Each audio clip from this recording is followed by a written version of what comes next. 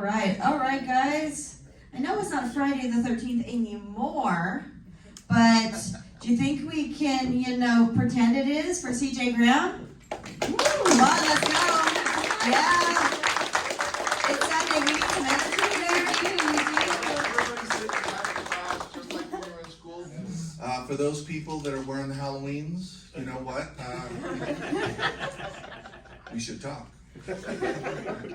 I go on record every show, for the record, real men use a machete, not an Outback steak knife. So for those of you who are into Halloween, the three of you, you know what you can do. I was wearing a shirt yesterday. Sure. So, tell us a little bit about how you made Jason your own. Well, I was very fortunate to get the part, and some of you may have heard the story, but I didn't watch the prior Jasons. I had no real concept. All I knew is I was supposed to be a monster. I was, non-expressive with the exception of power and force, but I couldn't yell, couldn't raise an eyebrow. It was just a mask. So with that being said, I am still 6'3", 250 even today. So 3 decades ago, I was probably a little more cocky than I am today. I probably walked a little more cocky. Probably not the same, but with a little force. So for me to get the part, it was just pure luck. And once I got the part and I went down to meet Frank Mancuso Jr. and Tom McLaughlin, Michael Nomad, the stunt coordinator, from that point on, it really was history. They gave me a job, they told me to go out what to do, and I did it. The interesting thing is I'd never done a stunt in my life. I had never been to stunt school, let alone been on a stage. So it was more just for me, improv, OJT, on the job training.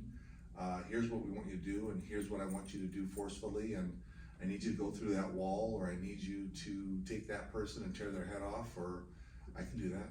And, fortunately, I think we did a good job. Did a great job. And you were not the original choice for that film, is that correct? Originally, again, going back to what I just said a moment ago, I wasn't a stuntman. So they did select a stuntman, and a lot of people always say the one scene that's still in there from the prior person is the paintball. It hits the midsection. Most people will say, oh, he's wearing padding. Me, in other words. It's a little thicker than me. That person was size-wise. So that wasn't padding, it was just a little bit bigger person, but it was shot in the daytime, and that scene had already been shot and it was already on tape. So they went ahead and kept it because it was such a short figure of being in the film.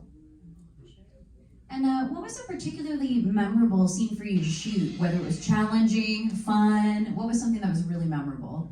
The first scene for me, the very, very first scene that I did, just so you know, meaning you may or may not know, but when they shoot a film, it's shot out of sequence. You could be shooting the last day, the first day, and the first day in the middle of the week. But the first scene where I step into POV, point of view, side frame, I turn and look at the motorhome that's rocking, and I tilt my head and start walking towards it. That's my very first scene, just so you know. First time they said action, first time I was in the wardrobe, first time I'd ever done anything, historically when it came to being quote unquote an actor or a stuntman. So for me, that will be the memory that I have. Now, Jason, when you think of Jason, when we all do, we all have different images. Like there's usually one iconic image per movie that we envision when we think about that movie. What is yours? For me personally, it's Jason standing on top of the motorhome. Do you have one frame of film where you just Again, being my first film, I don't know if I have one frame that I can, put a finger on and say, duh, that's it. Because everything was cool to me. I mean, I'm coming out of the motorhome on top. I'm trying to make sure I step out with one leg and not fall over when I get to the top, because it was a step out from deep. They put a few boxes together so I could step up 1, 2, 3, and the last step was quite a distance, but I had to make it look like I was coming out from the bottom without falling over. Going through the wall on the side of the cabin, it was about a 12-inch drop. After I stepped out, it broke through the wall. So I was trying to get that first leg down without being wobbly or stepping on some of the wood and going down and looking like a nerd. Going through the wall, the door was interesting because they had a big 4-foot fan behind it. So when I hit it, it exploded into pieces basically. But when you hit something like that going through the door or the wall, there's a moment of darkness. you don't see anything. The power is breaking, but until it actually opens up, you're actually just kind of with your eyes closed, and you're kind of hoping, God help me get my foot down, so you don't look stupid and fall. 2 reasons. Number one, that means they got to set it back up, and there's a cost factor to reset it for another shot. But secondarily, if you go down, it can hurt. Yeah. You know, I mean, right now, we were just talking. I'm going to get ready to have surgery on my right knee in about a week. The cartilage is gone. So if I had to step down on that step right now forcefully, that ain't gonna happen. Because as soon as I hit it, I'd probably go down and hit thump, thump, thump, thump. So if you want to mess with me, now's the time. Because in about 2 weeks, I'm gonna hurt you.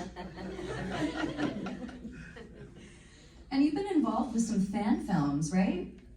I was fortunate. When I did this, I did a film called Highway to Hell. I did a few national commercials.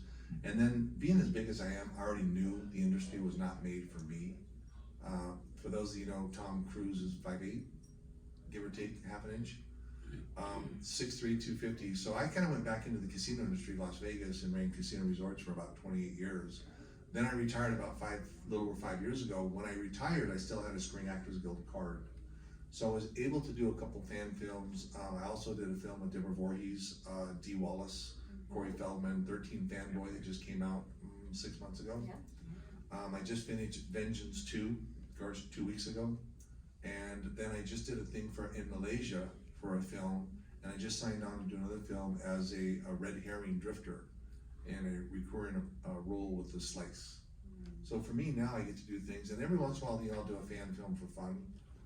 The ones that you get to do that are regular films are good too, but yeah, these people, they call you all the time to do something, and I don't mind if I can do it to help them, because to me I got a break, I got lucky, it's always nice to play it forward.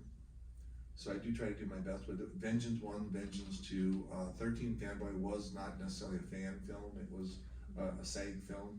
It went to Prime Video and distribution as such. Someone just said they saw it on Showtime a couple weeks ago, so happy for Deborah Voorhees with her production company to get it out there. But we'll see. I mean, if something comes up, if I can do it, if it's in my time frame, I'll do it. I do kind of say I'm retired. I do have a ranch. I live in Montana. I've got horses and alpacas, bees. So, I do wear cowboy boots, and there's probably horse shit on the bottom of them. But if I can get out and do it, same thing with the shows. There's so many shows. I try not to do too many a year. I don't want to wear my welcome out with the fans, but I also want to go out and have fun, and I get to meet everybody and kind of answer the questions about a historical figure that's become iconic. You could never wear out your welcome with us. We love ya. We all love ya. It's true. I want to talk about Vengeance, playing Elias Voorhees. How did you get involved in that? Yeah, the film that they did Vengeance 1 about 2 years ago. Yeah. And they called me, a gentleman named Jason Brooks was going to produce and direct, and he was also going to play Jason. But they wanted to put a twist into it. Elias Voorhees has been in the comics, but never been on screen. So what they did for me is, Jason's about the same size as me, eye to eye, we look at each other. So I grew a beard for 4 or 5 months. I mean, big old beard, and they put this stringy wig on me, kind of looked like a woodsman, so to speak. Long leather jacket, and became Elias Voorhees. So it's kind of cool. The reason I took the part was I get to be the first person to, image-wise, create Elias Voorhees. So if they ever do it into a mainstream film, they still embrace it. Well, gee, well, CJ, so it's kind of nice to go. You played Jason, but you also played Daddy. Yeah. Now, part 2 just finished up. That's gonna have some interesting scenes in it. I won't give them all away, but there are some people in there, including Steve Dash's grandson. Is in there playing little Jason, which is a throwback to Steve, respectfully. There'll be some other people that I won't put on tape that are going to be in there that you're going to go, oh, nice. I'd rather be surprised, honestly. Yeah, they got some good people, and it's got a good theme to it. I think they've done a better job, in my opinion, than part 1. I think part 1 was their first one, and now they really understand how to connect the dots. Right. Yeah. In playing Jason, what's something you've learned that was important, whether that was a skill or something you learned about acting or even something you've learned about life? Well, when I did the Jason thing, I was still in my early 20s, mid 20s. And, you'll have a little bit different opinion when you're younger, like who cares? Mm-hmm. And as you get a little older, you appreciate it. And now that we're 3 decades into it, I had no idea iconically that it would become the brand it is. worldwide. And I use this as an example. You know, there's 1.3, 1.4 billion people in India. You show them a picture of Tom Cruise, they all say Tom Cruise. You show them a picture of C.J. Graham, but you show them a picture of Jason Voorhees, Friday the 13th. They know that hockey mask. They know that character. Yeah. So to be part of an iconic image that's carried through decades, about 4 decades now, if you go all the way back to R.A., who played number 1, for me, it's just an honor. Unexpected, appreciation, and very humble to be here. And I always say, you know, Kane's done a great job, Ken's done a good job, Derek, of course. I look at all the different gentlemen that have played Jason over the years, and they've all contributed to the factor. And we have our little rivalry between each one of us. And, you know, I always say this about somebody, and I say this about somebody, or Michael Myers uses an Outback steak knife, you know. But at the end of the day, I know all the guys. You know, I know Tyler Main, I know Tony, I know people that have done the different parts, Robert Englund. You know, it's kind of nice to be doing a show and sit next to Alice Cooper. And the funny thing is, true story, Alice Cooper, I went in the military 48 years ago. 49 years ago, my first concert was Alice Cooper. Welcome to My Nightmare is what it was called. And I remember seeing him in concert when I was 16. And then to get a little work with him 10, 12, 14 years later, and still see him today and do photo ops with him is kind of an honor. Yeah. He's a lovely person too. Oh, yeah. Oh yeah, he's, you know what, I've met him and his wife, and he's as down to earth as anybody can be. I mean, he's just a real person like us. Yeah. And would you consider yourself a horror fan? And if you are, what are some of the movies that you like? There are other movies besides Friday the 13th Part 6. I thought there was only Part 6. I get the question, which one of the Friday the 13th is my favorite? I go, there's only one, Part 6. You know, I'm old school. Again, I'm a little older than everybody in here. I can tell that right now. I'm 65, so I got y'all beat. I'm more of a Universal Studios. Well, You know, there's the old black and white, Frankenstein, Dracula. You know, those are my era. You know, I love those, still do. And I think some of those characters going back to Friday the 13th, where Tom McLaughlin had said he wanted to come back to life like Frankenstein, and then as the dots connected in the brain cell, he started thinking, as Frankenstein did with the little girl with the daisy. There was a curiosity factor. You never know if he killed the girl, do you? You just assume he didn't, or not. But the dots are being connected, and when we did the Jason, that was the same concept. So, you know, what do you think makes a really strong physical performance? Because Jason is so physical, how do you kind of bring that character to life without dialogue? Yeah, a lot of people, you'll all say, well, you don't say anything. How easy is that? I challenge anybody to go stand in front of the mirror right now, put a mask on, or put a nylon over your face, or just stand there and Botox the shit out of your face so you can't make any expressions. And I want you to show anger, curiosity, frustration, Oh, yeah. power. You know, you really gotta do some things, and it's like I've told people, it isn't easy. You know, I can sit up here and I can just be talking, hey! People jump. But you can't do that as Jason. You've gotta just turn ever so lightly and tilt your head ever. And I don't mean tilt your head like this. It only takes that 1/4 inch to get that message across. It's interesting. You really gotta try to work it. It's no different than coming out of the military. I always walked with authority because 30 inches all around as you're walking. It's still my natural walk. Well, I might limp a little bit right now with my knee, but it's still my natural walk. But a lot of people don't realize that was just a natural, when you walk into a room and you're 6'3", people do recognize you. It's unfortunate sometimes because they all wanna fight you. But they do say, hey, there's a big guy over there. The Jason character worked out well for me because of my natural walking ability. And just the turning, I'm not real animated about things. It's not my thing. I'm just kind of laid back, and I look and I observe things. And Jason was just a character that I could fill the shoes easily without a lot of hard work. Yeah. Did you practice your mannerisms, like your body mannerisms in front of the mirror, look at it, see how it moved? How long did that take you to think about and really develop before filming? Or was it an ongoing thing during filming? Actually, I didn't ever watch myself in the mirror. I never even thought about it, to be quite honest. I was just there to do a job. But as soon as you put that mask on, for those of you that have just dressed up as Jason or Michael, man, Mikey will eat anything, or Michael, you will find that as soon as you put that mask on, you're different. for those of you that still wear masks, you know, because of COVID, we all know when you put the mask on, you felt different. Yeah. You didn't think anybody knew who you were. Yeah. Be honest. Oh, great It's too. Put your glasses on, you have to wear makeup, my teeth are clean or not. I mean, you really feel different when you put that mask on. It's almost invisible to a point. And it's the same thing when you wear a hockey mask or a Michael Myers mask. You really don't, all of a sudden you sit up a little straighter.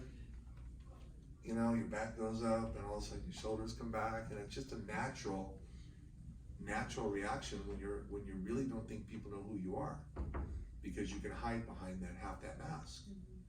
And I remember when I wore our mask all the time, I'd be wearing it, I don't think, you know, during the time I was shooting Vengeance, I had this big old beard, and I probably looked like a dirty old man or something, because it's silver as can be, right?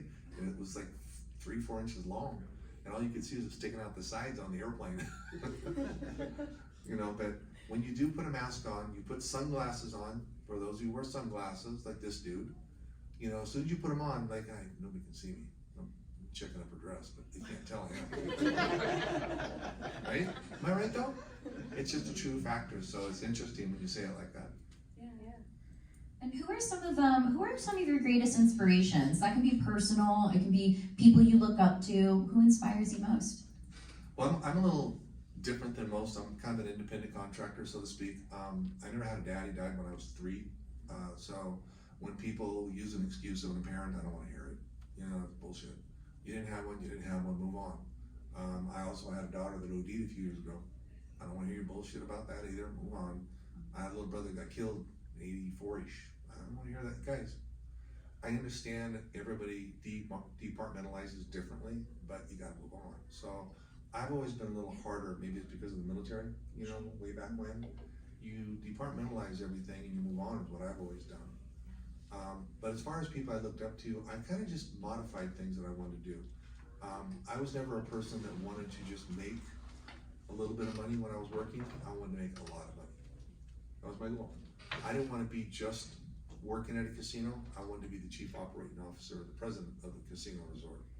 So I worked up till I was the president and the chief operating officer of multiple casinos in my 28 years in the casino industry. So I always had very far goals that I gave to myself, good, bad, or indifferent, but I did. But it also gave me a chance 5 years ago that I could retire, run a spreadsheet, and I'm okay. I'm not rich, I'm not poor. How much is enough? And I always tell everybody, life is a number. How many houses you want? How many can you afford? How many cars you want? How many can you afford? Or keep working. How many children do you want? How many can you afford? Yes. You know, people just, then you start thinking it's very simplistic. So I used to teach my executives 3 things: qualify, quantify, simplify. Why is it gotta be complicated? So inspiration, I would look up at people and I'd watch people with all their MBAs and their PhDs, and I'm like, oh, you're goofy. I'm very proud to say I have a high school diploma right next to my 4-year honorable discharge from the military. You know, to give or take 2,500 employees when I was running casino resorts, give or take $100 million payroll, give or take $500 million in revenues. So, I mean, if I can do it with a high school diploma, you know, it's not brain surgery. It's common sense. Use it. Watch the people around you that make errors and learn from their errors. It's the same educational value as sitting in a classroom or being taught black and white out of a book. But once you learn it, you gotta apply it. Application is different than learning. You know, I always say dictatorship is easy because anybody can be a dick. Leadership takes time and patience, and you really want to sit down and make eye contact and make sure there's a connection with everybody when you're talking. So when you 2 folks are late, did you bring a note? All right. Thank you for your service too, by the way. Absolutely. Long time ago, 48 years ago. Doesn't matter. Still. Vietnam Thank era. you. We're old. So let's turn it to the audience. Does the audience have any questions for Jason up here? All right, I have another one then. Oh, we got one. Yay! You mentioned you had rivalries with like other Jasons and Michael Myers actors. Do you have any examples of that? Kane who? Huh? Did you want People to go do, to me, people, because Kane and I are, you know, I will say, and my friend Steve used to always get mad at me, Steve Dash, why do you give Kane, well, Kane did 4, to be fair. He's been a great ambassador of the franchise. Man is out there every weekend doing conventions. I couldn't do it, I'll be honest with you. I can barely do 5 or 10 a year. They're like, and I don't do anything else. I mean, I got no excuse except I don't want to work that hard, you know. You know, I'm stupid. I'll blow up the engine of my boat and I'll go do a convention and put an engine in it. Yeah. But I've blown it up twice. That shows you how real stupid I am.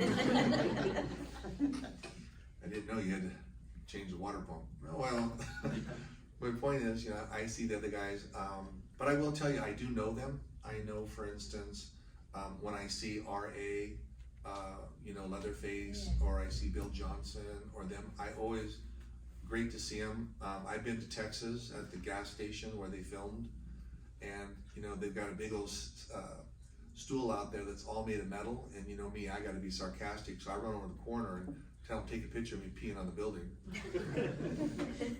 You know, I gotta leave my mark. And they all know that I'm the clown of everybody, because I don't mean any harm, but I would never hurt anybody's feelings intentionally. Doesn't mean you won't make a dumb decision. You know, perception is reality. But I try not to ever hurt somebody's. I don't use colors. I don't use nationalities, races. I don't care if you're purple, green, or blue. I don't care if you're from Pluto, Venus, or Mars. You got good people and bad people. You know, so I'm very neutralized about those things. But when they see me, yeah, I am big. Most people aren't going to challenge me on anything, but it's not my intent to hurt somebody's feelings. But yeah, if I see one of the guys out, like Tyler, I just talked to him last week. He just got his hips replaced. You know, I mean, he's been hurting really bad for a couple years from all the stunts he's done. You know, he's a big man. He's like 6'6". So it just happens. You know, my cartilage is gone. Well, it's been hurting for a few years. I just finally manned up and went to the doctor. I got tired of wrapping it every day. Oh, let me wrap it again. Let me put some ice on it. Let me just go to the doctor. Yes. So it took me a few years to get there. So That speaks to my soul. I'm having a foot thing right now, and everyone's like, "How long has this been bothering you?" A few years, but it's only gotten real bad over the last few months. And they're like, "Why haven't you seen a doctor yet?" Oh, you know, it'll go away. well, it is. You know, when you have horses, they step on your foot.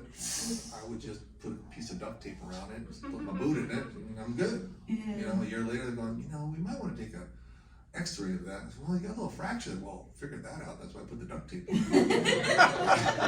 But when you go to the doctor, I'm a vet, so I go to the VA, of course, and they're like, why do you have duct tape on your foot? Well, my horse wears horseshoes, and she weighs 1,000 pounds, and she got me. Okay, well, can we take the duct tape off? I said, oh yeah, we can, you know. So it's getting better. It's still a little sore though, but yeah. Then when that one heals, they step on the other one. Horses, they're big ass. You know? Yes. Yes. We need more out there. Come on, guys. I know it's a Sunday. There we go. Yeah. I guess the movies tend to be a little bit serious, so how do you keep it light on set? Are there any prank wars that you've pulled on people, or? Well, I you know, yeah, I can tell you. Let's pick on Kane Otter again. Is it we're recording, right? Oh yeah. Hey, bro, Yeah. what's up? Love ya. Checks in the mail. So my brother Kane has a tendency to come down late. Look at everybody going, see that? Turn the camera on. Kane, you see that? They go, yeah, he does. So gig starts at 11. Here comes Kane at 12:30. Am I right? Look at all the heads going, yeah. Well, what I'll do when he starts his line, I'll get up and walk over, and I apologize to the people in his line that he's constipated, and as soon as he gets it cleaned out, it'll be down.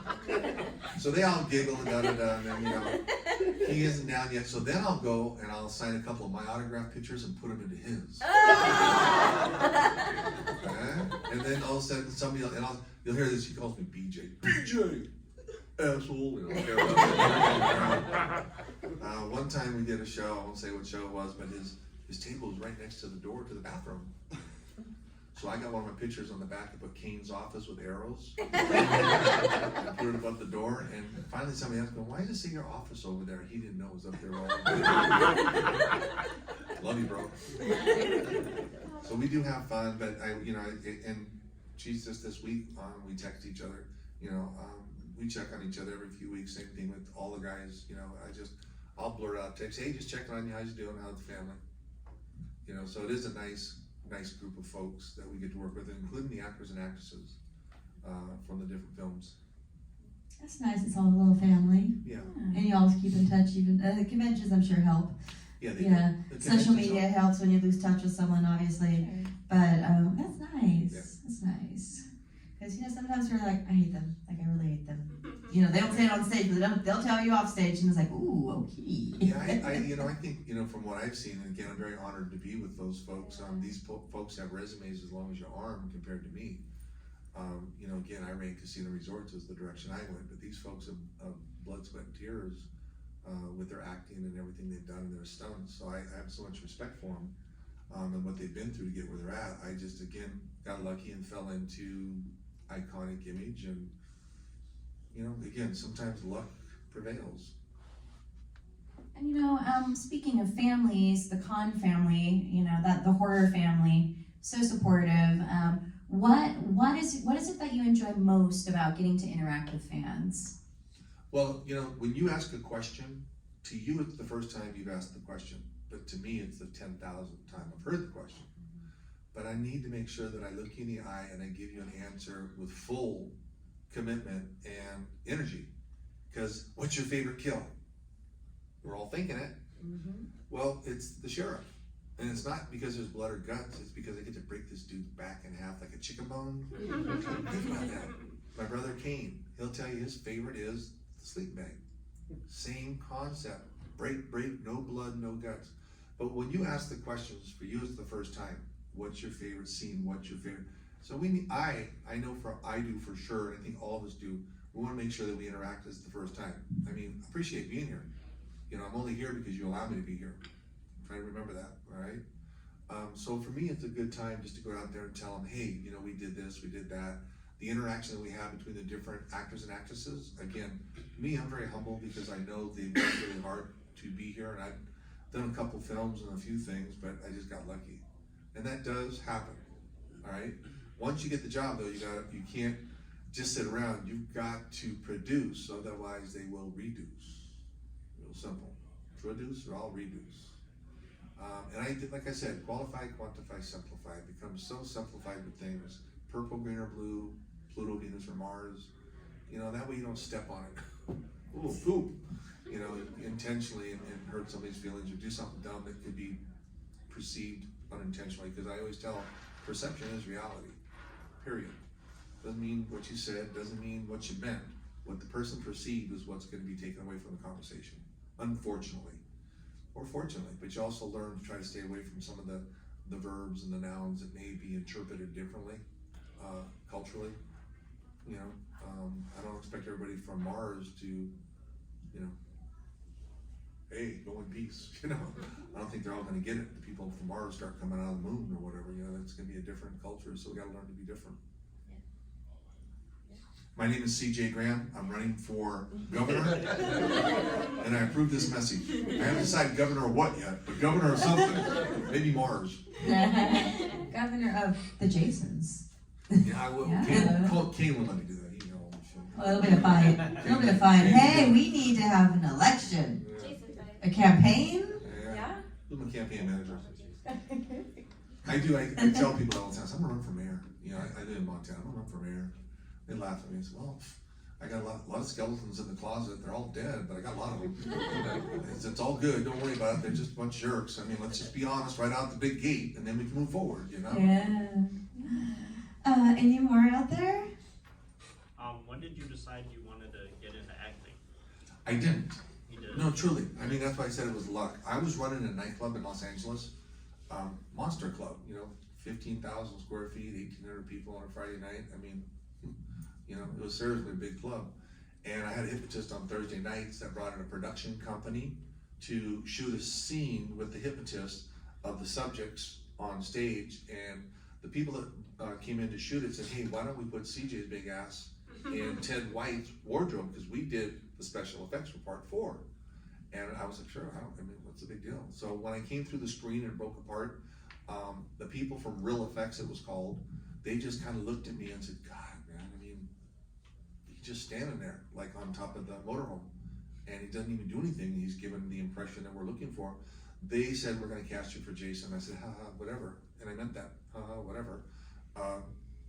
3 months later, I got a call to go down and make Frank Mancuso Jr. at Paramount Studios and everybody, and really the rest is history. So it was not my intent. They gave me a Screen Actor Guild card. They Taft-Hartley'd me into the union, which I didn't know what that meant, which means they paid a fine to put me into the union to shoot me. And then I got a union card, which I didn't know what that meant either. Then when I got back, I went to work for Jackie Collins. You may recall Joan Collins' sister.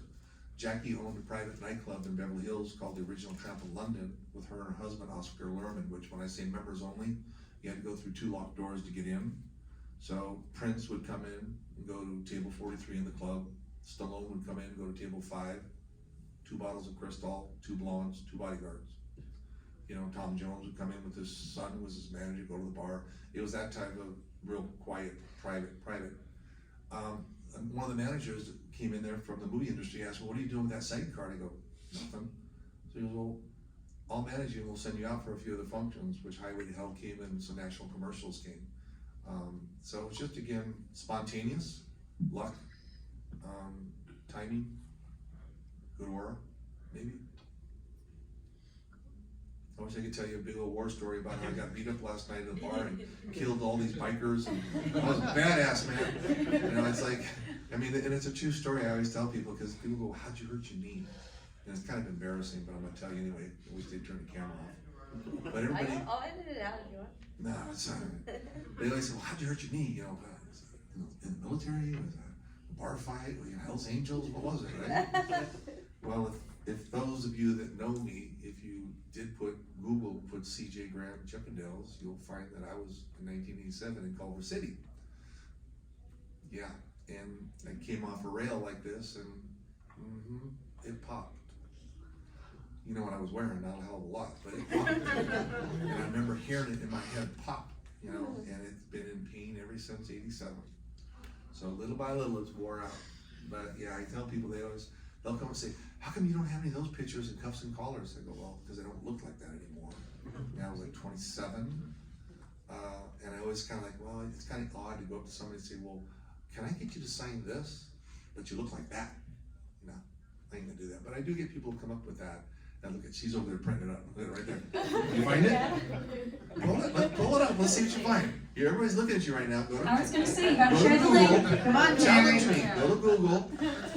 Put CJ Graham, and then put Chippendales, then hit enter. And then share it with the class. It's the first thing that pops up, ain't it? Look at, she's like, really? Who's the guy in the middle with cuffs and collars? Bang! You got a kid? I'm gonna print that out and have you sign next time. I'm just saying, next Eat your heart up, convention. boys. Huh? Next con is on, CJ. I get, look, I'm blessed. I've had a great life. I mean that sincerely. I'm 65. I always tell people I'm on the last 10% of my life. Some people don't like to hear it, but it's true. 70s is pretty normal for us to, you know, move on. But, you know, to be in the military, I didn't have a lot, as you heard me talk about, but to be in the military and go through this, go through Jason, go through Chippendales. I was there when, you know, the years Steve Banji, a year later, got put in jail for killing an associate. He was the owner of Chippendales. So, I mean, it's kind of interesting. You get to Jason, you get to meet Alice Cooper and go through all this running casino resorts. And I get to be in front of you, you know, 2022, and here we are. So I'm good. The last 10%, the first 90% have been awesome, and the last 10 will be fine. Yeah, just fine. I got nothing to complain about. You know? My wife keeps asking me, well, why do you, well, because I'm a little older. I mean, I always say, I don't look too bad on the outside, but the inside is broke. Yeah. It is what it is. And she goes, well, where do you want to be buried? I said, well, she goes, what about we have a Yellowstone National Military Park, and you know, I have a right to be buried there with the white stone. And I said, no, I don't want to do that. Just cremate me. She goes, why don't you want to be buried? And I said, because some sicko will dig me up like Jason and try to bring me back to life. Think about that. If you knew Jason, look at, she's like, holy shit. There are some freakos out there like, hey, you know, Jason buried, let's dig his ass up, put a sight, electrical, see what they would do. So just cremate my ass. They really would though. Just create my ass, I'm good. Put me on the back, we have a ranch, put me on the back 20, I'm good. You know, so this girl's like, oh, yeah, he's right. You know what I'm saying though? Because somebody would do it. Yeah. I mean, I can just see it now, national headline, Jason Voorhees dug up, body missing. And a spear left in it, right? Oh man, life is tough.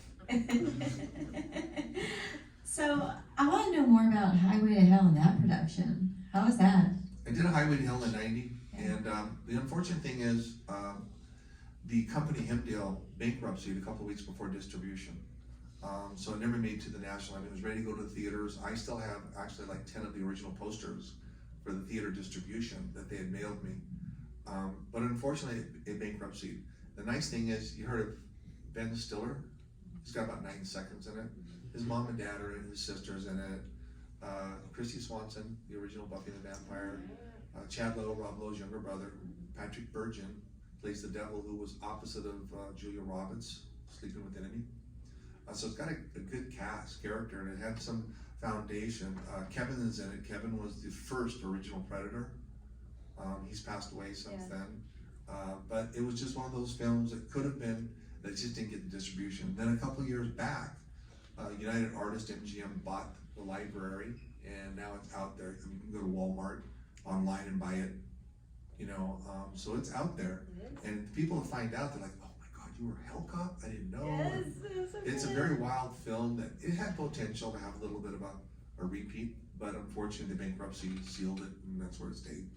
It's also streaming on Tubi right now for those of you who don't like physical media. I don't know why, but don't want to buy a DVD. It is streaming for free right now on Tubi, so you have zero excuses not to see this film because it's worth your time. And it's a simple, you know, Hell Cop doesn't Yeah. talk. It's same, it's just me. Me and my silly badass. I just kick ass and take names. Yeah. So there are some similarities, but when I say Ben Stiller, and people go, what? Yeah, he's in it for like 9 seconds. He's cooking an egg on the sidewalk. You know, what's he getting now, 20 million? Oh well, he got lucky. Yeah, he got lucky. So, but that's just one of those things. It's like, you get to do some fun things in your career, and you get to look back and go, And then of course, I'm sure you got a couple flops here and there that you don't want to talk about. I mean, I've heard some people talk about, oh, we don't want to talk about that. But it happens. You just can't hit a home run every time. And Jason, Friday the 13th was a home run. So how lucky am I? Yes. You've gotten to do a lot of different things. Is there anything in particular you're most proud of? You know, I've got a son. You know, he's 27. I've got a daughter. She's 25 and 23. I got married 12 years ago, so they were just 12 and 10 when I picked up the 2 girls, and you know, they're all doing well. You know, one's got a beauty salon, one works at a bakery, and the boy, he's a GM of a couple dispensaries. That's his thing, and you know, I'm proud of them mostly because they've been successful. You know, it didn't go to their head that I was Jason. The girls used to tell their mom, "Tell Siege, don't tell the boys he was Jason because they won't come over." So, but the girls are proud. The boy doesn't talk too much about it. Let's just say, hey, can you give me an autograph from your dad? He goes, all right. He's a guy. He's cool. You know. Be cool, man. Be cool. It's cool, but the girls are pretty cool. But you know, being that, I mean, there's a lot of things you could sit down. But you know, I've been successful, fortunately. So, and I got nothing to complain about. That's why when I sit there and talk about the last 10%, I'm happy. You know, I mean, if I had something to complain about, why? You know, I don't have a right to complain. I really don't. So, I retired 5 years ago by choice. It was, do I want to sign another contract, or do I want to, like I said, I ran a spreadsheet for 20 years, and I knew I'd never lived 20 years, but I ran a spreadsheet. Like I said, my dad died when he was 40 in 1960. So he died of heart failure, so it's hereditary. So I mean, my time is whenever. So I don't worry about it, you know. What are you gonna say? It's time to have fun. Right? But I ain't staying up all night with you young folks to 3 o'clock at the bar anymore. Alright, the alarms go off, I didn't get out of bed. Everybody, move out, go downstairs. I ain't doing it. I'm going down to the building, you know. So y'all got up and went downstairs. I didn't do shit but lay there and say, turn the freaking alarm off. Because I know those alarms, okay? Running casino resorts, I can't tell you how many times they go off. I ain't getting up. I ain't gonna do it. I hear people in the hallway, I'm just gonna die right here. Jason died in a fire at Days of the Dead. I figured it was something I Crown Plaza O'Hare. Yeah. See, I'm looking for that exit. Well, you're still cremated. Thank you. We do have time for one, possibly 2 more. If anyone else has one. No? You guys want to know? Oh, Go ahead, sir. yes. Go ahead, Michael. Yeah, the makeup for Highway to Hell, how long did that take? 5 hours. Wow. That was back in, give or take, it was 88, 89 when we were doing that, shooting it, and MTV was still pretty fresh. And I'd sit there, I'd get up at 3 o'clock in the morning, I'd sit there in the makeup chair and fall asleep because everything was glued onto my head, my nose, my lips, everything was glued on. I didn't eat lunches because my lips were all glued on. And if I'd eat, the oils would get in between, so I'd have to like drink shakes for lunch. So it was pretty intense. And the character was great. I mean, the nice thing about it is I didn't know why I did it, but I took a lot of pictures behind the scenes, or I had people do it for me. So I have a lot of behind the scenes of both Jason and Highway to Hell. So some people say, hey, can you send me a picture of something? They want a picture like the mask up close. And I've got pictures of all the different masks. I mean, I have a mask. So I can try to help them when they're recreating something, a replica. And if they want to see the mask up close, I have pictures of what it looked like up close so they can get a better visual on it. Because there are a lot of artists out there trying to recreate replicas, and if I can do anything to play it forward and help them, then I do. Or the most authentic product, absolutely, right? So. Not just any old hockey mask, all the small details, all the injuries that mask got throughout the years.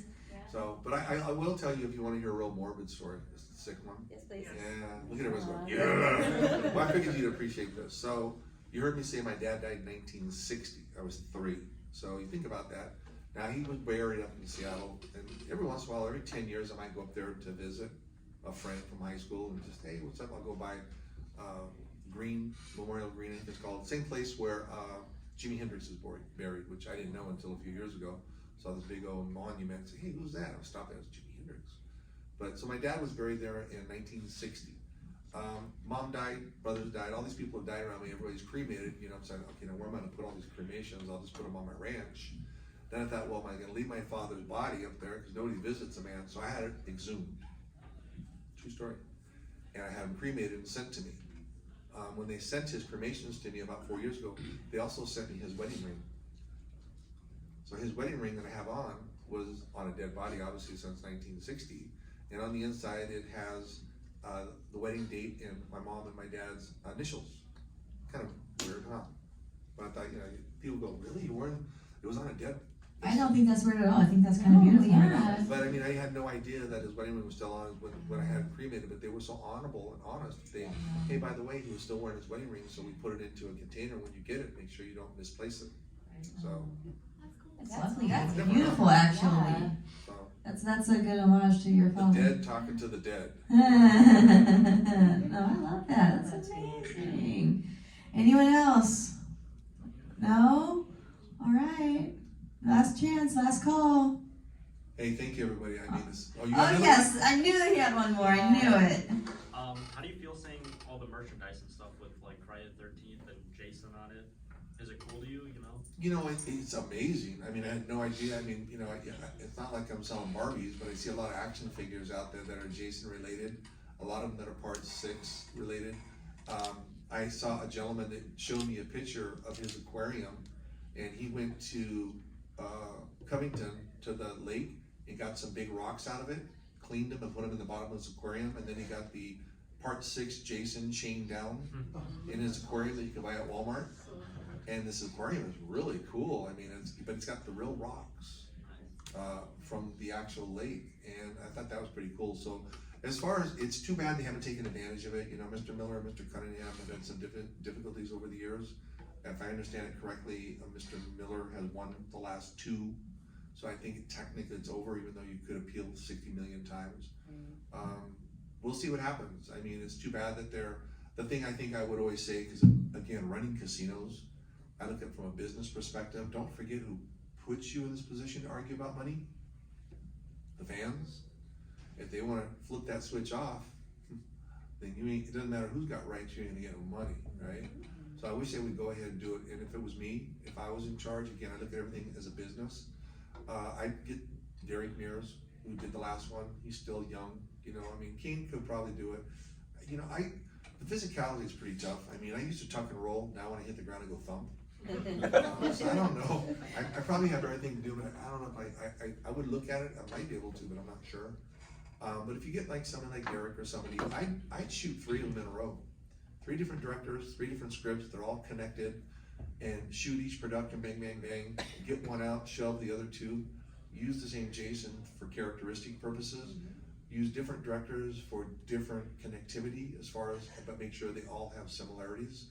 I think we've all learned a lot since Harry Potter and how things can be put together universally rather than just shoot from the hip.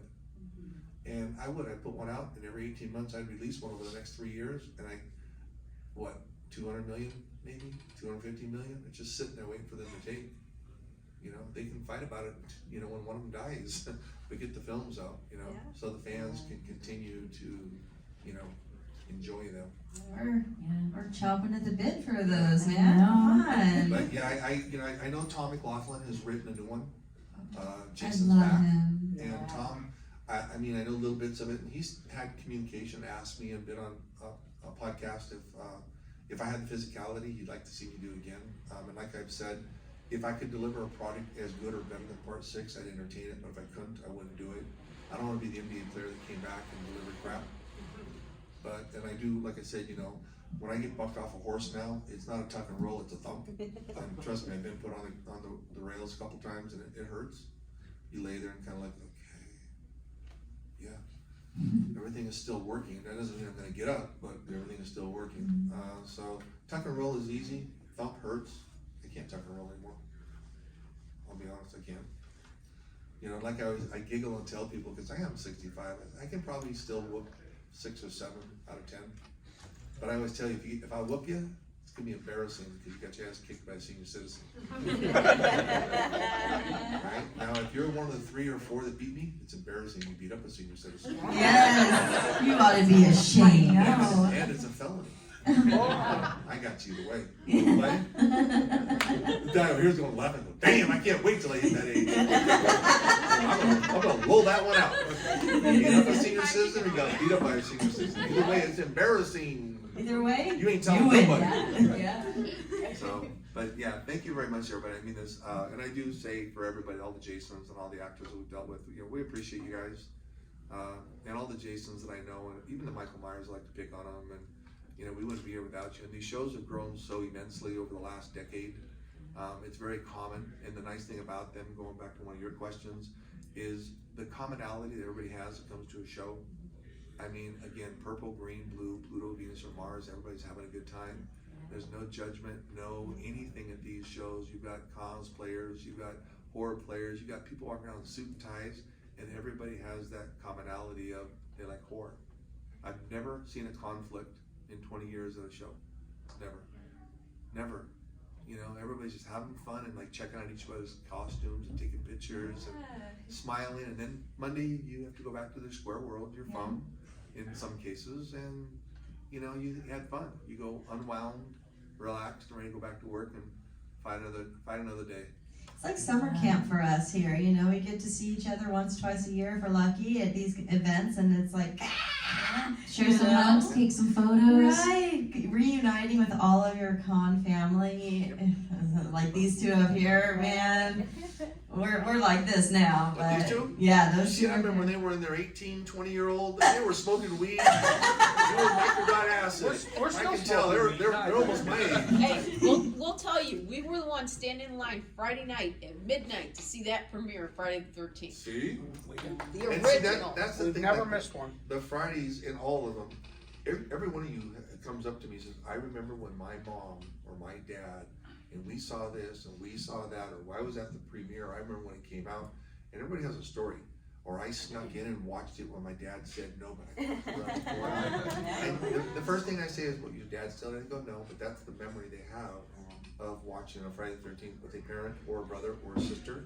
and they weren't supposed uncle, to do it. Yeah, or sleepover. aunt and uncle. So to me, it's just a pleasant thing. It's like, you know, you have a memory of it, Yeah. positive, Yeah. and it's just, wow, I get to be part of that. It's pretty cool. Thank you, sir, very Thank you. much. Thank Oh you. my.